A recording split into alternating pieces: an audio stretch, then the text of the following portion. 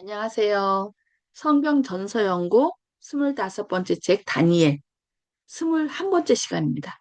11장 십자군 전쟁에 관한 예언에 대하여 함께 문자적으로 떻게 말씀하셨고 그것이 어떻게 실제로 실천되었는지 성취되었는지 함께 살펴보도록 하겠습니다. 다니엘 11장에 예언은 문자적인 것이라 했어요. 2장에서는 어떻게 했어요? 금신상으로 세상 역사를 말씀하셨고, 또 7장에서는 짐승들, 무섭고 놀라운 짐승으로 얘기했습니다. 예언했습니다. 그 다음에 8장에서는 구속사적인 측면으로 수 양과 숫 염소로, 그 다음에 거기서 나온 작은 뿔이 점점 커지고 이렇게 해서 어떤 상징적인 것으로 이렇게 예언을 했습니다. 근데 11장에서는 그것을 이제 문자적으로 이렇게 말씀하시므로 잘 살펴보면은 잘 어느 누구나 잘 알 수 있도록. 그러나 우리가 이것을 살펴볼 때 그냥 이 11장의 사건만 딱 떼서 보는 것이 아니라 2장과 7장, 8장 이 예언을 함께 놓고서 그것이 어떻게 성취됐는지 그러니까 한쪽만 하나만 적용된다 해서 그것에 우리가 성취로 보는 것이 아니라 그 2장이나 7장, 8장에 예언한 것하고 비교해서 그것이 그대로 적용을 역사적으로 잘 시켜야 된다는 것입니다. 그래서 저희가 지난 시간에 첫 번째는 이제 메데 바사의 역사 속에 나타난 북방왕과 남방왕 어떻게 나타났는지. 그 다음에 헬라의 전쟁사 속에, 역사 속에서 그 남방왕과 북방왕. 그 다음에 또 세 번째로 로마의 전쟁사에 대해서 지난 시간에 살펴봤습니다. 오늘은 십자군 전쟁사를 통하여 남방왕과 북방왕이 어떻게 등장하는지 살펴볼 것입니다. 그리고 다음 시간에는 로마 교황에 관한 예언에 대해서 살펴보고요. 또 그다음 마지막으로 2300주야 이후의 역사에 대해서 그러니까 우리가 살고 있는 2300주야 이후의 역사이기 때문에 그 다니엘 11장 40절로 45절은 우리가 살고 있는 이 시대를 얘기해요. 그래서 쭉 살펴볼 것입니다. 그래서 오늘은 십자군 전쟁사에 대해서 같이 다니엘서 11장 23절로 30절에 있는 말씀을 같이 나누도록 하겠습니다. 여기 다니엘서 11장 23절에 보면은 그와 약조한 후에 그는 거짓을 행하여 올라올 것이요 소수의 백성을 가지고 세력을 얻을 것이며 이렇게 얘기를 했어요. 여기서 바로 22절에 누가 나오냐면은 동맹한 왕에 대해서 나와요. 동맹한 왕이 누구죠? 성경에 동맹한 왕은 누구를 묘사되어 있습니까? 언약의 왕 예수 그리스도를 상징했습니다. 그러면 그 동맹한 왕과 언약했다는 것은 뭐예요? 결국 어떤 세력이 있는데 그러니까 동맹한 왕과 약조했다는 것은 결국 하나님과 관계를 맺은 사람인 것을 볼 수 있습니다. 그러니까 우리가 예수 그리스도를 개인의 구주로 영접하여 침례받을 때는 결국 언약 관계에 들어가는 거예요. 하나님은 우리와 언약한 사람으로서 우리를 보호하고 구원하시겠다는 책임을 갖고 하시는 거고 우리는 하나님의 자녀가 되어서 하나님의 주신 말씀에 순종하겠다는 언약을 하는 것이죠. 그런데 여기 그와 언약한 후에 약조한 후에 그는 거짓을 행하며 여기 보니까 동맹한 왕과 언약 약조한 후에 그는 거짓을 행하여 올라올 것이요 이렇게 얘기를 해요. 그 다음에 소수의 백성을 가지고 세력을 얻을 것이며 하나님과 약조한 후에 거짓을 행한 세력이 누구였을까요? 여기 로마는 음, 이교 로마는 하나님하고 어떤 언약 관계에 있지 않습니다. 그러나 우리가 로마 후에 일어난 여기 법왕 로마를 살펴보면은 그 법왕 로마는 결국 누구 이름을 등에 업고 세워진 거예요? 자신은 뭐 하나님을 따르는 종, 하나님의 뭐 이렇게 대리자, 뭐 이런 식으로 얘기를 하면서 이제 하나님과 약조하고서 일어난 세력입니다. 근데 안타깝게도 그는 거짓을 행하여 올라올 것이요.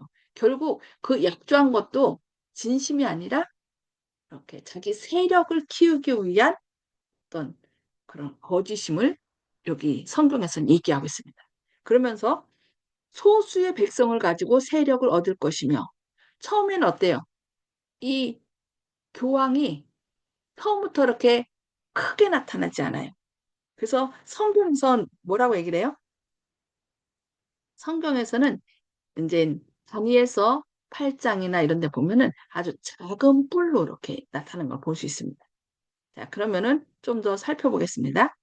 역사적으로 살펴보면 그것은 처음에는 순수한 교회로 시작하였으나 후에는 세속화되어 정치적 권력을 가지고 교회를 박해한 로마 교황권을 말하고 있다라고 얘기해요. 그래서 이 로마 교황권이 중세의 암흑 시대 동안에 어떻게요? 성경을 읽지 못하게 하고 진리에 충성스러운 수많은 사람을 죽인 것을 생각해 보면 이해가 가는 거죠. 처음에는 이제 어, 정치적인 어떤 힘을 얻으려고 이렇게 말하자면은 이리의 탈을 쓴 양의 탈을 쓴 늑대라고 할 수 있죠.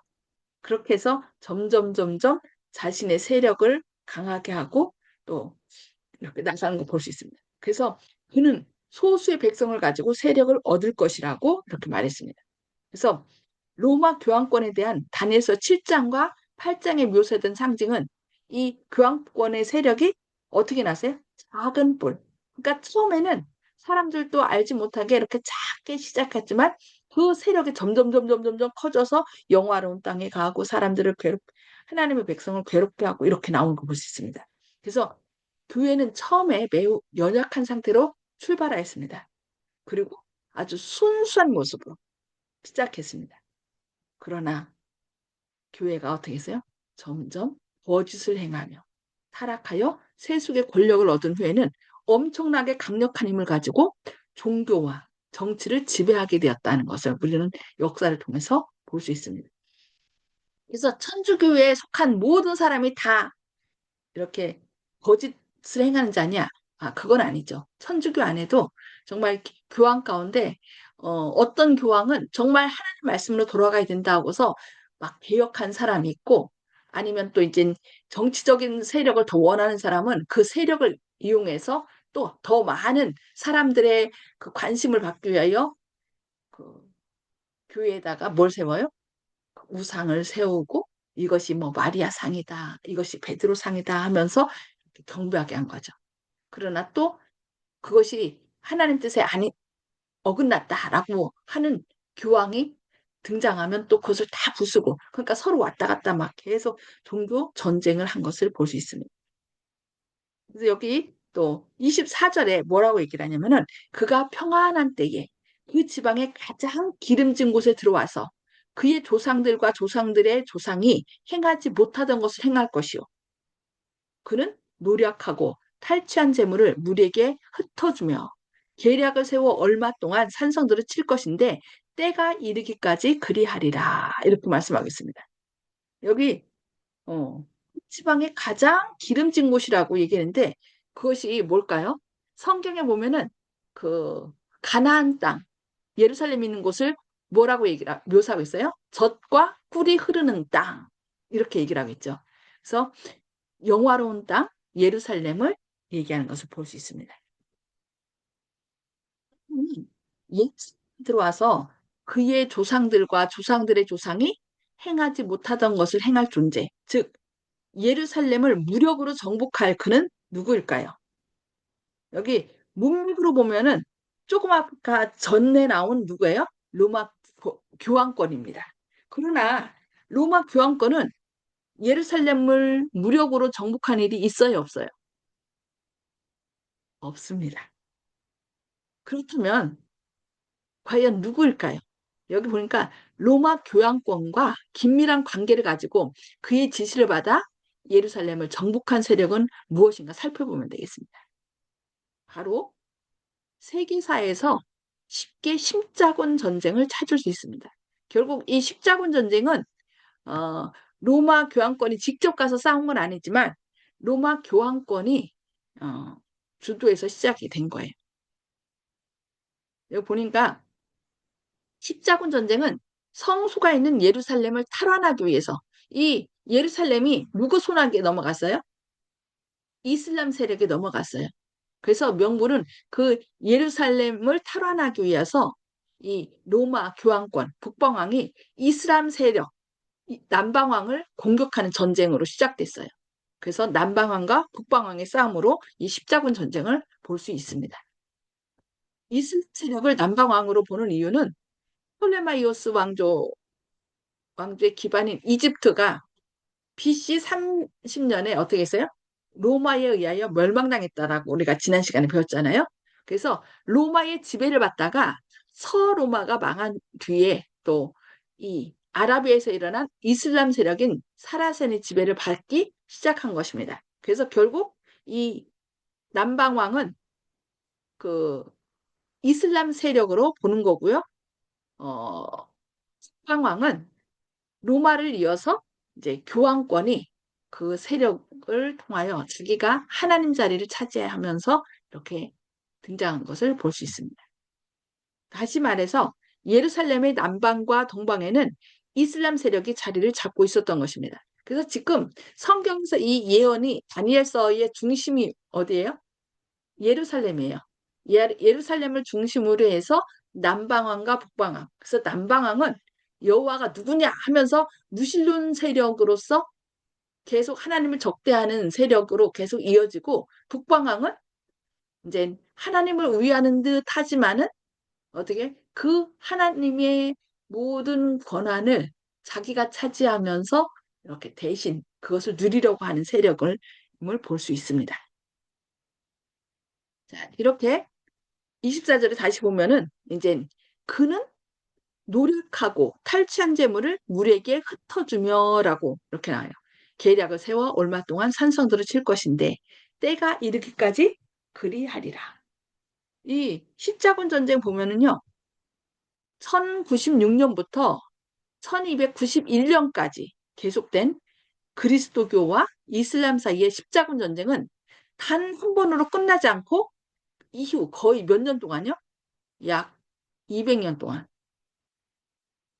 성전이라는 미명 아래 총 8번이나 행해졌다고 합니다. 그러니까 한 200년 동안 계속 전쟁이 끊이지 않았으니까 너무 큰 전쟁이었죠. 오늘날 중동 지역을 여행하는 사람들은 곳곳에 십자군이 세웠던 성들과 요새들을 볼 수 있습니다.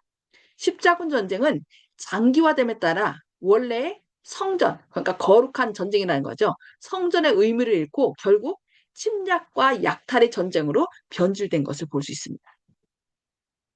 그래서 귀한 전리품들과 동방의 그 진귀한 물건들이 무역을 통해서 어디로 가요? 여러 나라로 흘러가 교역의 발달을 가져왔습니다. 이것이 이제 동방에 있던 것들이 이런 진귀한 물건들이 어디로 갔어요? 서방 쪽으로, 유럽 쪽으로 쫙 가게 된 그런 계기가 된 거죠.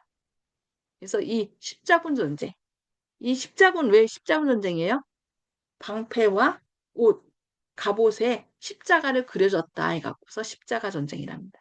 그래서 십자군 전쟁의 그 십자군 원정도를 보면은요. 1차, 2차, 3차, 4차 이렇게 쭉 있잖아요. 8차, 원래 8차까지 있어요. 그런데 여기 요 밑에 부분에 여기 요 회색 부분에 보면은 여기가 예루살렘 유대 땅이에요. 그 유대 땅에 지금 이 부분이 어디 이슬람 세력권이라고 했어요. 이슬람 세력이고 여기 주황색이라 해야 되나? 분홍색 약간 띈 것이 그리스 정교 세력이고 이 연두색 비슷한 것이 뭐예요? 로마 카톨릭 세력이에요. 그러니까 이 예루살렘이 거룩한 땅, 하나님이 계시는 곳인데 이곳이 그 이슬람 세력에 넘어갔다고 해갖고서 그것을 찾기 위해서 어떻게 한 거예요? 전쟁을 일으켰는데 이것이 한 번, 두 번 끝난 것이 아니라 4차까지 이어졌다는 것입니다. 그러니 그거에 대한 예언이 지금 다니엘서 11장 23절로부터 쭉 이어지는 것입니다. 자, 25절 말씀을 보면요. 그가 그의 힘을 펼치며 용기를 다하여 큰 군대를 거느리고 남방왕을 칠 것이요.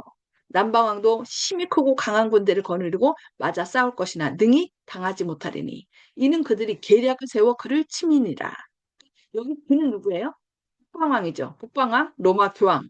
교황이 이것은 성전이다라고 하면서 그 이 십자군 전쟁에 참석한 사람들은 다 영세를 주고 지금 이슬람에서 어떤 뭐 테러 같은 걸 일으키면 성전이라고 얘기하면서 니네들이 성전에 참여하여서 어, 죽음을 당할지라도 천국이 너에게 주어질 것이라고 그들이 교리로 그렇게 하거든요. 그것처럼 이 천주교에서 뭘 얘기했냐면은 많은 사람들, 믿지 않는 사람들에게 영세를 주고 그러면서 이 십자군 전쟁에 참여하여서 너희들이 혹시 죽는다 할지라도 그러면은 너희는 천국을 얻게 될 것이다라고 이렇게 한 거예요. 그래서 많은 사람들이 더 많이 참여해서 그 십자군 전쟁에 참여해서 죽게 된 거죠.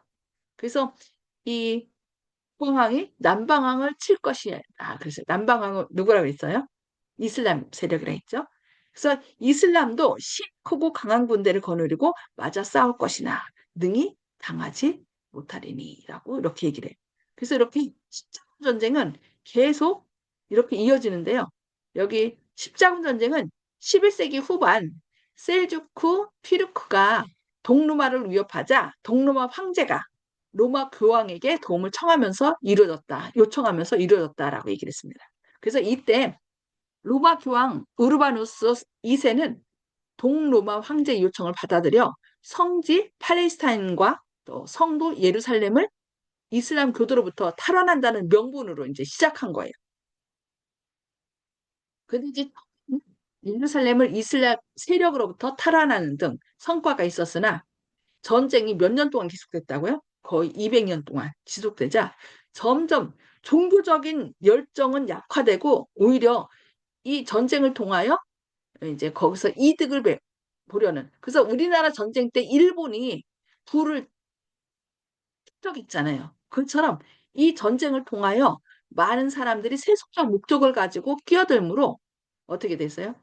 진짜 원인은 그 예루살렘을 탈환하겠다는 그것은 이제 시들해졌다는 것입니다. 그래서 십자군 전쟁은 8일 걸쳐서 감행되었으며 이 전쟁에 참여한 군사를 뭐라고 그래? 십자군이라고 부릅니다.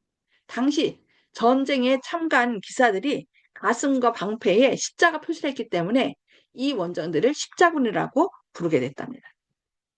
그래서 이 십자군 전쟁은 1096년부터 1291년까지 약 195년간 걸쳐서 계속되었대요. 그러나 본래 목적을 이루지 못하면서 십자군 전쟁을 주도한 로마 교황권의 세력은 약화됐어요. 또한 장기간 전쟁에 참가한 제후 세력들이 몰락하면서 이제 어떻게 해요? 그것을 왕권이 강화되는 결과를 가져왔어요. 제후들이 세력이 있을 때는 서로 팽팽하게 맞아서 어느 한 사람이 절대적인 왕권을 갖지 않았는데 이제 제후 세력들이 몰락하면서 이제 왕권이 서서히 여기저기서 이제 왕권이 등장하게 된 거죠.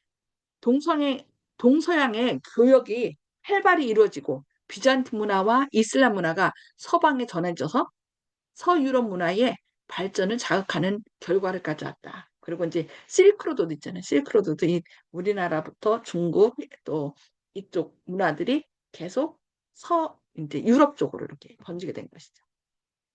이렇게 교육해요. 이렇게 전쟁을 일으켜 수많은 사람을 죽게 한 것은 초기 교회의 믿음의 조상들에게 있어서는 상상도 할 수 없었던 비성서적이고 비신앙적인 행위였습니다. 그러니까 조상들의 그러니까 조상의 조상들이 생각지도 못한 것들, 아까 얘기 나왔잖아요. 그렇게 된 거.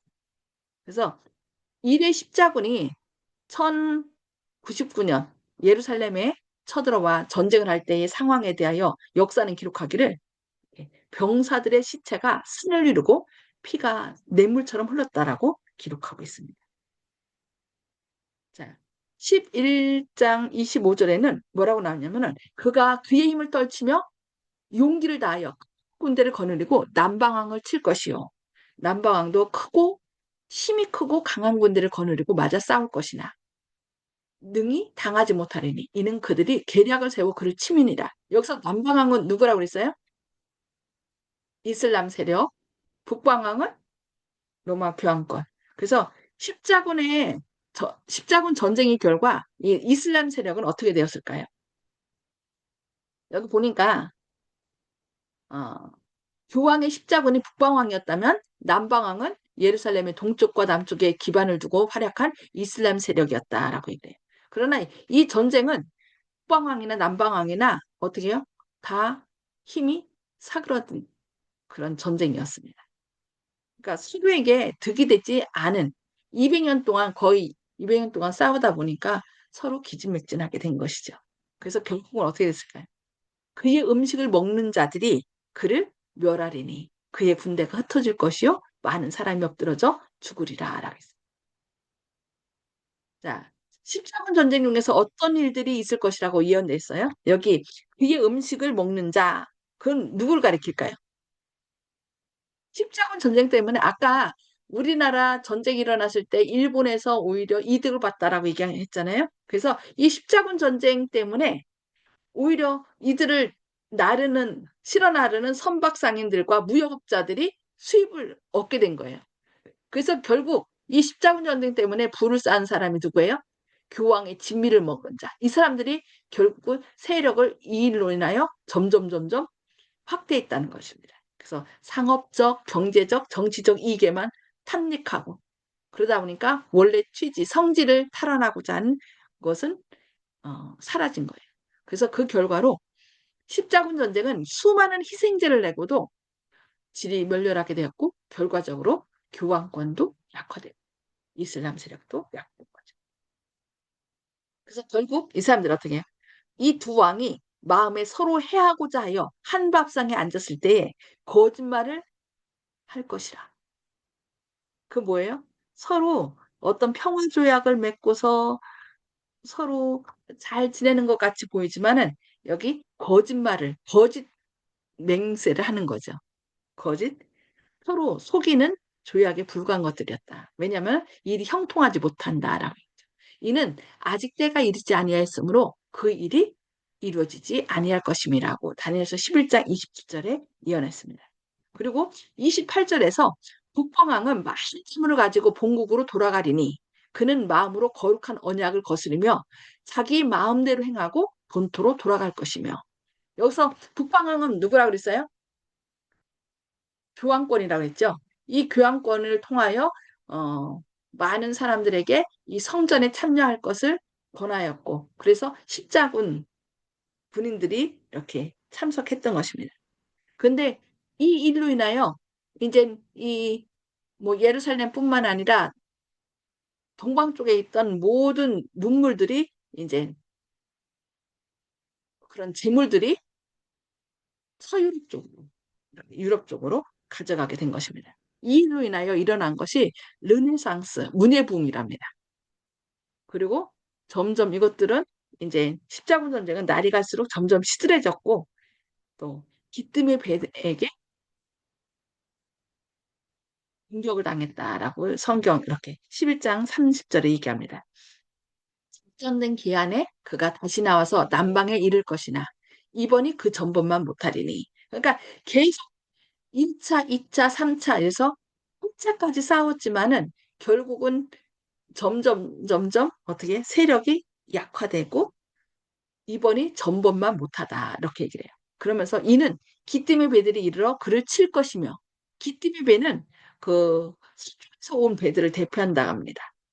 그래서 그 무역상들 그 사람들이 이렇게 와서 오히려 그 북방을 칠 것을 얘기했고 그가 낙심하고 돌아가면서 맺은 거룩한 언약에 분노하여 자기 땅에 돌아가서는 맺은 거룩한 언약을 배반하는 자들을 살필 것이며라고 이렇게 얘기한 걸 볼 수 있습니다.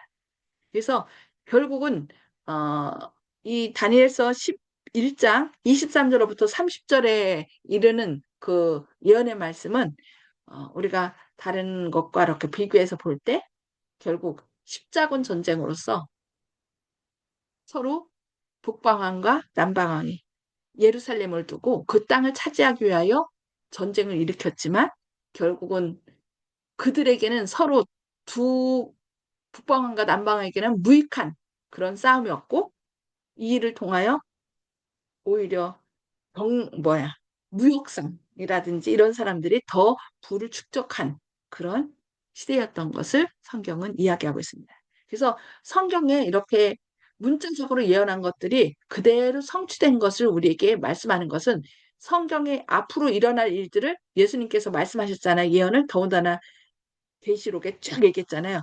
그것이 정확하게 성취될 것임을 우리에게 더 확신을 준다는 것. 그리고 이 세상 역사는 결국 누가 주관하신다? 하나님께서 주관하신다는 것을 우리로 기억하고 오직 하나님만을 섬기도록 하는 것을 볼 수 있습니다.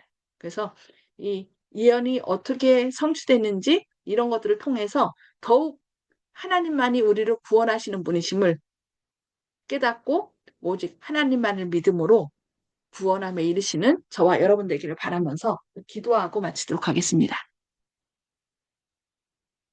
하늘에 계셔서 저희를 사랑하신 아버지, 오늘 또 다니엘서 11장 23절로 30절에 예언된 말씀을 저희가 문자적으로 그것이 십자군 전쟁에서 성취된 것을 보았습니다. 주님, 주님께서 이렇게 예언한 모든 것들이 그대로 성취되는 것을 저희가 공부하면서 앞으로 예언한 모든 것들도 주님께서 친히 이루실 것을 믿는 믿음을 갖게 하여 주시옵소서. 우리 힘으로는 어떻게 할 수 없습니다. 주님께서 역사를 주장하시는 주님께 모든 것을 내어 맡기는 가운데 주님께서 저희를 주님의 구원받는 백성으로 삼아주시고 온전히 믿음 안에서 굳게 설 수 있도록 성령 충만하심을 부어주시옵소서. 주님의 크신 사랑과 은혜로 오늘 또 주님 안에서 승리하는 저희들 되도록 선한 길 인도하시고 또 몸이 불편하고 또 퇴원하신 정봉옥 성도님 또 라승균 수술을 기다리고 계시는 라승균 장로님 주님의 능력을 의지하여서 마음의 평안함을 누리고 또 주님의 가장 선한 인도하심을 체험케 하여 주시옵기를 바라오며 예수님의 이름으로 간절히 기도합니다. 아멘. 네. 감사합니다. 주님의 사랑과 은혜가 함께 하시는 또 저녁 시간 되시길 기도합니다. 건강하세요.